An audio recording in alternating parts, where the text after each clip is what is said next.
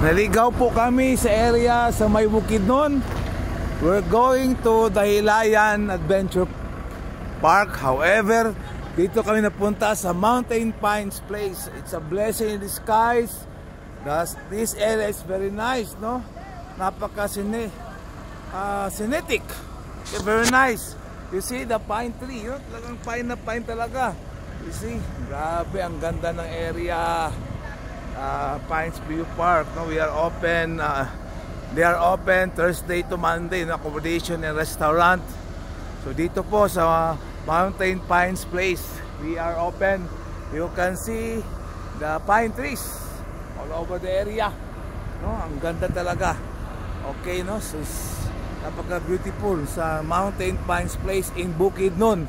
Kung gusto niyo pumunta dito sa Bukidnon, ito ang isang place na gusto niyo puntahan. Nasa tuktok po ng bundok, no? Apit po sa may Dahilayan Adventure Park, Mountain Pines Place. Napakaganda ng area, mga ka-vloggers, no? Ito na po, puntahan nyo yung mga kasamahan ko, no? Nag-relax muna. So yung area na to, oh, ganda ng lugar. Mines, ito po, Mountain Pines Resort, no?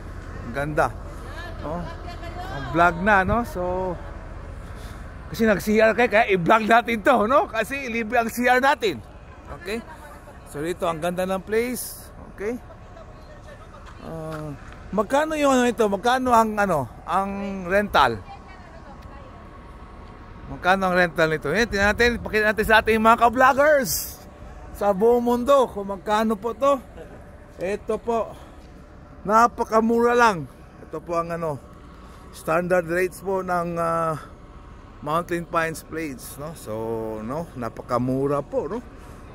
Family room, triple room, standard room, no? So, talagang so kung gusto niyo pumunta ulit dito sa Bukidnon at umakyat sa bundok, sa tuktok ng bundok ng Bukidnon, no? Ito po ang place to be.